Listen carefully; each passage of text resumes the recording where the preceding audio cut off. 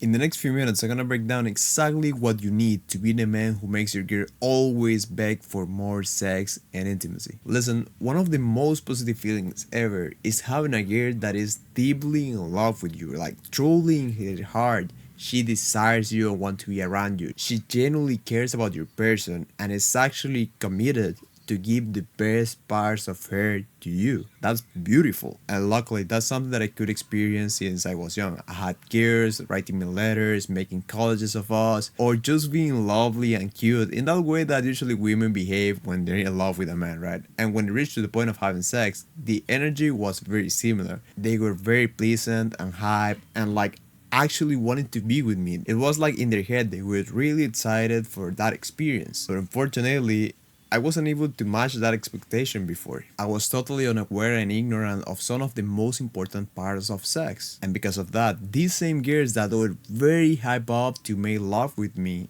after we made it, they wouldn't want to do it again. Or at least not anymore with that desire and that fire that used to be in them before. It was more like a mechanical thing, like a chore or some quick fun, not that passionate desire that I used to see in there very clearly. And I know a lot of men struggle with this. I know how frustrating it is being the man that attracts the girl, builds up a beautiful and connected relationship with her, and then when it's the moment to start to have sex, everything just breaks down and all the previous work directly to the trash. Because when you disappoint your woman sexually, oftentimes it's really difficult to gain back that respect and desire. It's not impossible, but it's difficult. And how I went from being that guy to become the man who my girl used to send me pictures before saying, when are you gonna come home? The kind of pictures that I can share with you. And generally being again in that playful, sexy, and passionate energy of wanting to have sex almost all the time is what I want to share with you today. First of all, if you don't know me, my name is Jesus Noya. I'm a Venezuelan sex coach with the goal of helping men to last longer in bed, become sexually dominant, and be more attractive. All this while avoiding the deadly mistakes that I made through my sex life. This comes from my years of experience dating in South America and all the struggles that I had to go through, like premature ejaculation, performance anxiety, and non-existent sexual confidence. Today we're gonna go through what you can do during the three main phases of a sexual relationship so you can always have that effect of your woman saying thanks to God for being with you. And just very quick, if you're suffering with things like premature ejaculation or performance anxiety, or if you want to accelerate the process for you to become a sex god and be the man of your life, you can go and click the link in the description right now, and that way we can work together on making that a reality for you as soon as possible. But now, let's jump straight into the video. Before going into the specifics of what you can do, I'm going to tell you what you can do. One of the most common mistakes that men do when it comes to sexual relationships and making love is neglecting one of the phases and over-focusing in just one. And most of the time, they focus in the phase of when they're actually having sex, when they're actually penetrating or being inside of a woman. They think that that's all it matters when it comes to leaving a good impression in a girl. And there's nothing more far from reality because we're not one-dimensional creatures. We not only care about one thing, especially when we talk about relationships, about us and other people. So no, the way that you put your dick inside of a hole is not what is going to make the most difference. With that clear, we have to focus on the three phases of making love. All three are important. Before making love, during the act, and after. So the first thing is what to do before having sex, and this is very important because it's what's going to set up the energy and the dynamic for most of the sex session. And this energy and this dynamic is being built up since the moment that you guys met. Since the moment you met your girl, she has made an image about you in her mind, but it's your responsibility to keep building up that image in something that is going to be beneficial for you all. And you don't want the image to be lazy, unattractive, weak, and lame. And yes, girls fall in love with guys having that image of them. Believe me, I have seen that. But the whole dynamic is just really messed up. I'm pretty sure that the sex life is not better. So instead, what you want to do is create that right image in her mind. Being the two pillars for this, dominance and curiosity. I had a female friend that used to tell me about her lovers and the people that she was dating or sleeping with. And there was one guy that she was mentioning often. But the curious thing about this guy is that she wasn't into him, right? She used to tell me stories about him as her friend. And even if they were friends, she used to have like a very bad image of him. She used to tell me how dumb he was, or the fact that he was paying horse from time to time. So it was like a very disgusting energy from her to him. They were friends because they used to live kind of close. They were sit down and smoke around, that kind of stuff, you know, like just chilling. But it was very clear that she would never have sex with that guy. However, my friend ended up moving out and losing contact with that guy. But after around 2 years, they meet each other again. And the way that she started to speak about him, believe me that it didn't even seem like he was the same person. She started to tell me about how handsome he looked, the way that he was speaking, the way that she would make her laugh. And I was like, whoa, 1 second. Are you talking about the same loser, that same guy that we were speaking about before? And she was like, yes. It's like, he changed a lot. He's like now more of a man. And she started to even imagine about how would it be having sex with him. I happened to meet the guy and I didn't notice like a significant change. It was basically the same guy, just, with some experiences more on him. But it was basically the same thing for me. I mean, at least physically, it was almost the same thing. So why for her was so much of a difference? This is because that guy knew perfectly how to start positioning himself as the dominant part and spark up a bunch of curiosity in her. So let's go through those. Starting with the dominance, I don't want you to see it as this toxic behavior that a lot of women and blue hair people usually speak about that it is. Dominance is not necessarily like controlling your girl and not letting her do anything that she wants. Dominance is about you. It's having control over yourself and over your life to actually not let other people step on you so you can follow your actual desires, what you actually want for life. You go through your own life being the captain, and being dominant is not something that you can only switch up and then you are. It's something that you have to build up. But a lot of men, besides not building that at all, they also choose to switch it off on purpose. They just act in this kind way of just accepting everything from everyone, even if it actually goes against what they want or what is their actual values. People perceive this and they can avoid but to lose respect on these guys or on you if you do the same. In the moment when there's something important for you that you just give it up for the sake of someone else, you have lost all your dominance. And because a lot of men are not dominant anymore and they just do whatever their girls say, that's why you see today is such an abundance of cooks and whore and just all kind of weird situations today. So what you want to do is totally the opposite. Stick to your values, and no matter what,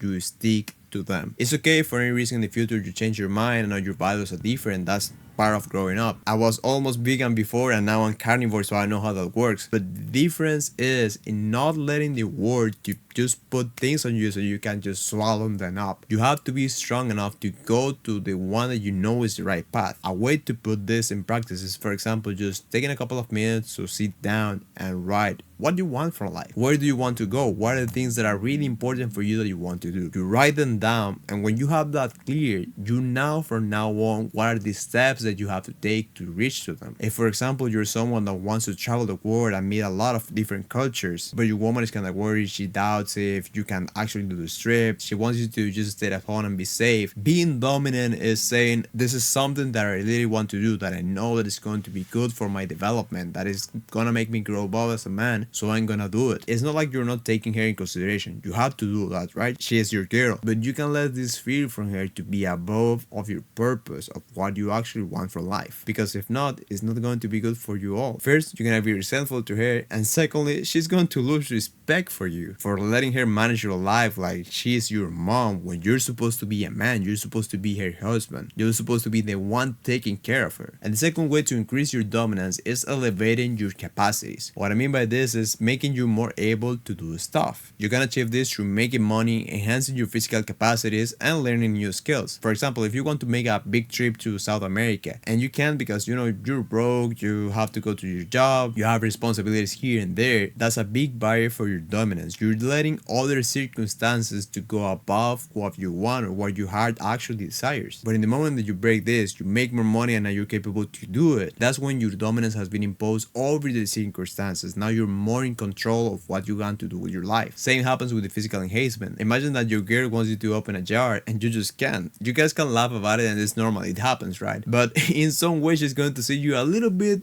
maybe just a little bit of a bitch, because bro, imagine you're not even strong enough to open a jar. How are you gonna be able to protect her, to take care of her, to take care of your children? And yes, that's something small, but it can translate to other things. I remember the video of a man and his baby in a stroller in the streets. Suddenly he fell and the stroller was going straight to the street where a car was coming, and the man wasn't even able to stand up. He was so pissed that he couldn't get on his feet and go and rescue his baby. Someone else has to come and rescue the baby before a tragedy happened. How terrible is that? You don't need to be like bodybuilder or something huge and among us, but being strong, flexible, and physically capable is something that's going to allow you to go with more control and ease through life. And also with developing skills. Something that I always admire from my dad is the fact that he knows a little bit of everything. When something in the house was broken, he knew how to fix it, at least temporary. He knew how to fix the car, the ceiling, the electricity, a bunch of stuff, right? It's not like he was an expert, but when there was a problem, he was able to do something about it. He was capable, and that would make him seem way more of a masculine figure. That's the same energy that you want to cause on your girl, of you being a capable man that is not stopped by anything. And developing skills that you know are going to be helpful through life is something that is worth to work on. Not only for her, but for you as well. And the second thing that I mentioned is curiosity. And it's letting that expectation in the mind of your girl of how things are going to be. That way she thinks about you just way more. The way that you spark this curiosity in her is being very confident of yourself and just portraying yourself as sexy as heck. I could tell you like specific phrases to say to spark curiosity, but this will lose the point. What I want you to do is have your self-image that you're actually a catch, that you're actually sexy, and that girls desire to be with you. Because when you have this self-image of yourself, you will automatically say the things that will spark this thought in your girl. So that's a way to create curiosity. It doesn't matter who you are. If you're fat, ugly, broke, or whatever, it doesn't matter. You can always cause this effect. Because if you have that blind confidence in yourself, girls are gonna think even unconsciously, hey, this guy, I mean, he's ugly, he's a little bit fatty, but he has to have something to be that confident. Maybe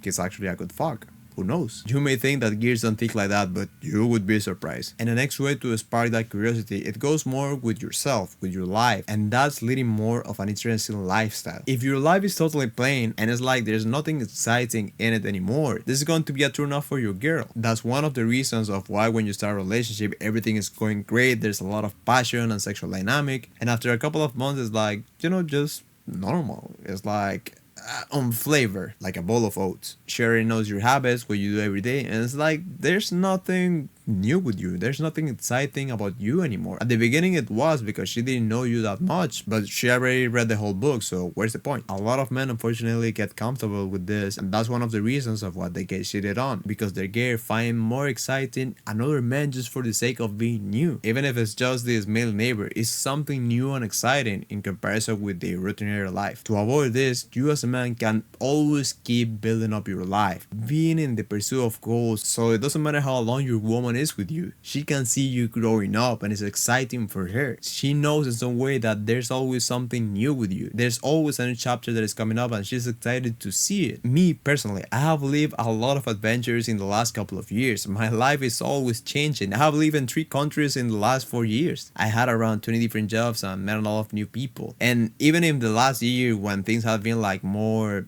let's say, stable, where I haven't moved on that much, I'm still doing different stuff that is exciting, that gives like that spark in life. And that's because I never stop learning. I never stop building up myself. I'm always in the pursuit of something bigger than me. When you live your life like that, your girl wants to be part of that as well. She's more excited to be your partner in your journey. So that was the second way to spark curiosity. You combine these two, the dominance and the curiosity, and that's when you get girls wet, like genuinely wet before having sex with you. Why? Because a lot of this comes from the expectation that they have on you of how the thing is going to be. If with this you have built up like the image in her mind that you're like an exciting guy that is always doing stuff, that is very dominant and strong, she's gonna be wet for you in the moment when you guys are having sex, because it's like she's going to be maybe like a little bit intimidated about you for your dominance, and also like very excited for this curiosity that you have created. Even if she hasn't made love with you yet, this is something that is going to always keep her on that hook of wanting it to happen. And if you guys already had sex, this is what's going to spark up that desire in her. This was going to be most of the time the initiator for her to want to have sex with you. Being that dominant and exciting guy, even if you guys have been together already for a while. Now let's go with the act of actually having sex, of actually making love. What you do while having sex is of course essential for the perception that she's gonna have on you. And there are a lot of factors that are important, right? Like your breathing, the positions, your stamina, maybe the flexibility or your state of mind. But I'm gonna put everything into concepts. And these concepts are being wild and powerful and cocky and in control. With wild and powerful, I mean in the way that you lead your body during the interaction, like the way that you literally penetrate her. A lot of men fall in the mistake of being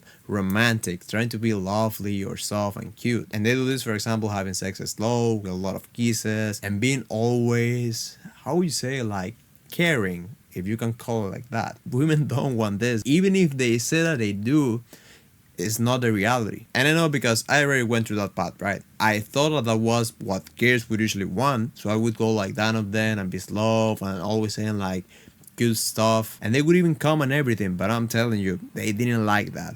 They would almost like run away off my bed. What your kid wants is for you to be dominating, to have that animalistic energy that even sounds like claps. That's what she actually desires inside of her, out of her logical mind. Because sex is not logical, it's about passion and desire. Sex doesn't care about women empowerment. What she cares about is how manly you are in the way of having sex. How much of your manhood, of your dominance and your strength can you portray while making love. And the second concept, as I say, is being cocky and in control. With cocky I mean like overly confident to almost a laughable point where gears kinda question how come can you be that much into yourself. This will create a dynamic where they try to tease you and that. They will try to do some things to like make fall your confidence a little bit. They may try to bite you, move her hips a little bit faster so you come, or even like challenge you saying it's all that you got. And what you have to do is stick to that cocky energy. It's like you're going on war. You don't surrender. You keep to the end the whole thing. You never let her break your frame. And when you have shown that this confidence is actually real, bro, she's gonna be totally surrendered on you. And it plays cocky and control together because to keep that confidence, to keep up to that cocky standard, you have to have a lot of control on yourself, a lot of control on how your body responds and your reactions and even your mental game. Because for example, if you go with this cocky and playful energy and tell her that you're gonna be the best night of her life, and when you guys are having sex she wants to go a little bit faster, and you say something like, hey, no, don't move because I'm gonna come too fast, that cocky energy and control is not there anymore because she can do something to break your spirit. She's now the one in control of the situation, not you. So again, you have to be wild and powerful and cocky and in control. Those are the two bases during the act while making love. And now I'm gonna tell you exactly how you can improve this. You have to work in your mental control and in your physical control. And the mental control is learning how to manage all your thoughts while having sex. That psychological part plays a huge role in your sexual performance. If you have anxiety, overthinking, and negative thoughts, that's going to cut all the positive energy that you can have during the sex interaction. And it's gonna put you more in this bitchy, weak, and lame frame where you're more like scared of doing anything. So you want to start to work on the practices that will strengthen your mind to the point where you have total control over your thoughts during the day and while having sex. These are things like meditation, journaling, and stress relief activities. Whatever makes you to go out those negative thoughts and make you be more present right there in the present moment. Just enjoying the act of making love, her body, your body, and the fact that you guys are together. And in the part of the physical control is being able to keep up that physical standards that sometimes constrain us as men in what we want to do sexually. Is being able to go as fast or hard as we want and maybe as our gear wants. And a lot of men are not capable to do this. A lot of men are not capable of even taking the stairs. If you can't run 1 kilometer without thinking or believing that you're going to die, are you expecting to have the most powerful and passionate sex of your life? Or give your women the best sex of her life? To be able to keep up those expectations, you have to enhance your physical capacities. Starting to work on your cardio is one of the best things that you can do for this. And not only like running or going through a treadmill. I'm talking about more of what's called the HIIT cardio, the high intensity interval training, I think it's called like that, where you push yourself to the limits. You feel like your heart and lungs working a lot, and it's like you're there like breathing heavily and strongly, feeling your body and all the blood going through your veins. That's how you want to train, because that's going to gradually increase the threshold of what you can do. And when it comes to sex, it's going to be easy, way easier to manage this energy if you are already used to train like this. So that's one of the practices. When it comes to cardio, you can also do some kind of cardio daily for your overall health. For example, I ride my bike around 5 to 10 kilometers every day when I go into my job and when I come back, and that always keeps me like energetic and vibrant. So you can also choose an activity that gives you that kind of health benefits from the steady cardio, like going on walks or riding. And besides having the cardio set up, to also keep up to these physical expectations or physical requirements, working on your hormonal health is very important. And with this, I mean mainly your testosterone. That is like the main driver for your physical performance. You want to have very healthy levels of testosterone. And as you know, everything in the body doesn't work like isolated. It's not like you only focus on testosterone. Whatever you do to increase your overall health in your body is going to also increase testosterone in some way. So this is when you focus on the basic things like sleep, resistance training, I mean like now training with weights and building muscle, having a diet that is on point. All those things are going to play on increasing your testosterone but also enhancing your overall health. And with this, obviously, your sex performance is going to be way better. It's going to enhance your health capacities to the point where doing those things that you thought were impossible before, like going to that clappy pace, is going to be just easy for you, or at least manageable. I want to make an emphasis that you need to see testosterone as something more holistic, because some men, for example, focus on like going on TRT and think that with that is solved, but it is not, because the thing that is causing you low testosterone is still there. And sex, as I said, does not only rely on testosterone, but in all the health of your body. Testosterone plays a huge role, but it's not the only thing. You need to focus on everything, and just a couple of injections is not going to solve it. So focus in your overall health, in the basis of health, your sleep, your diet, your physical activity, the sun, and all the little stuff that comes with it. So by this point, we have go through the before and during the act. In the before phase, we create like that expectation and hype for her, that image in her mind when she's seeing us a powerful, dominant, and sexy man. We have go through during the act where we actually match or even surpass those expectations by going with this wild and powerful energy and being cocky and in control all the time. By this point, a lot of men think that it's done, that the job's already done, so they stand up, they leave the gear in there, and they go to the shower. And this is actually a next mistake, something that I did as well, so I know how wrong it is. The after part of the sexual interaction is the moment of connection, and this is actually way more important than you think. We as human beings, I don't know why exactly, but we tend to judge experiences not in the whole experience, but rather of how things went through the end. For example, I remember in the time when I used to watch series, I actually enjoyed Game of Thrones for most of the part. For the 6th season, even if some say that the 6th or 7th season was actually bad, I enjoyed the whole thing. But the last one is absolute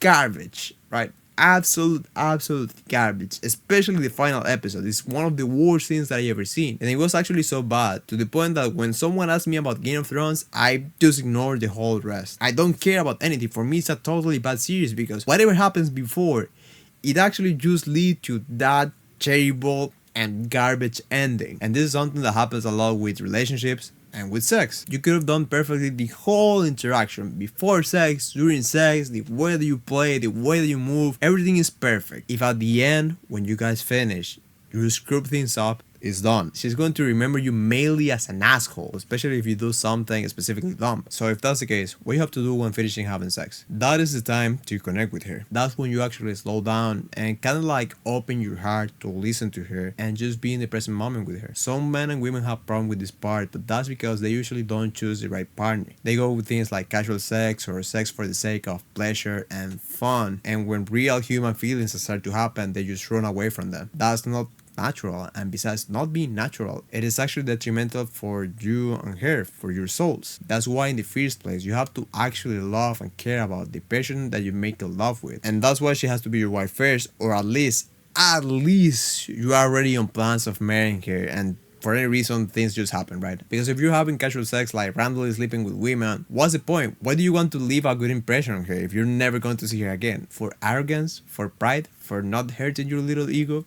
Makes no sense. For who you want to be the best sexual experience ever is for your wife, for your girl, for your girlfriend, for that woman that you care about and you want to spend the rest of your life with her. So that is a girl. Now, when you guys finish having sex, we as men, especially when we ejaculate, we have like that feeling of being turned off, like just wanting to go to a shower and go back to sleep. That is, believe me, not a sexy energy and not something that girls want. In that moment is when girls are usually more vulnerable. It has been all this hype, this sexy energy, the sex, and then when she comes, it's like she's there like just cuddling a little bit, and she desires her man to be in her side, to care about her and take care of her. There are actually a couple of hormones being released in that moment, like oxytocin. That is a little bit, this is bro science, but it's like the bonding hormone. It's like a chemical in the brain that wants you to like hug someone and love him. That's how women feel. So if you're not present in there, that is going to be released anyways. It's just going to feel like weird. Like she is supposed to be with someone in there to her side, but she's by herself because you leave her alone going to the bathroom. And in this stage, she's going to start to overthink, to think stuff like he didn't like me, he didn't like my body, maybe I was ugly for him, maybe he doesn't love me, maybe he's taking advantage of me, maybe he's having an affair with an ex-woman, or maybe he just feels disgusted by me because look at what we did and he can just stay here for a little bit. You may think that I'm exaggerating, but believe me that the thinking train that usually goes through the mind of women is super fast. So you want to avoid these insecurities and these bad feelings in her, because if not, after that she's going to feel bad about you. She's going to feel like you are some kind of a threat because you didn't take care of her in such a vulnerable moment. If this you ask, for example, you say something stupid like don't bother me, I want to sleep, bro, is done, right? You just screw things up. I used to do that before, and believe me that I feel now like such of an asshole for doing that. So instead, the next time you have sex with your girl, just stay there. Actually, right after having sex, even if you're ejaculated or not,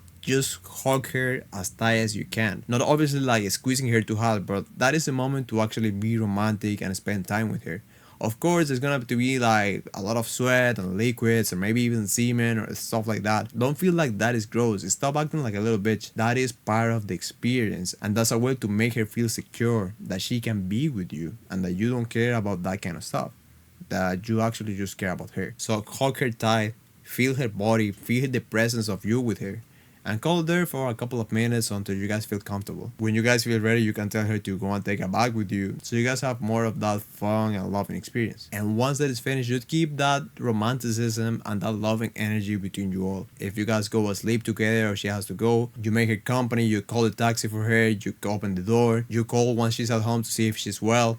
You act like a gentleman. This is an energy you have to keep basically 24/7. And with that, she's going to have such a wholesome and nice impression about you that's going to last for a while. Actually, if you do this well enough, even if the sex, like the actual act, was a little bit deficient in some parts, either way she's going to have a very loving perception about you, because that oxytocin and that bonding was created already. And now she's now more into you. It's gonna cause this hook of she wanting to be with you again, because now she has that bond with you. And when she thinks about sex, she's going to think about you. This is one of the reasons of why you can't neglect this. And obviously, besides that emotional connection, it's always important to have in mind that sex is a divine and sacred union that has a lot of spiritual involvement in it. And you cannot treat it like a transaction, like when it's done, you guys forget about it. That's why you have to put so much emphasis in the end part and put in love and effort to make of it a great experience. So that would be all the 3 phases covered. Do all this and I guarantee that she's going to be begging for you to repeat that experience again. This is a formula that can really revolutionize the way that you and your woman experience sex, making it more of this passionate, beautiful and bonding experience. This is what I really desire for you. So I encourage you highly to put all this in practice. And again, man, remember that if you're suffering things like premature ejaculation, performance anxiety, or if you just want to accelerate the process for you to become a sex god, you can go and click the link in the description right now, and we can work together on making this a reality for you as soon as possible. But besides that, man, I hope all this has helped you, and I'll see you later.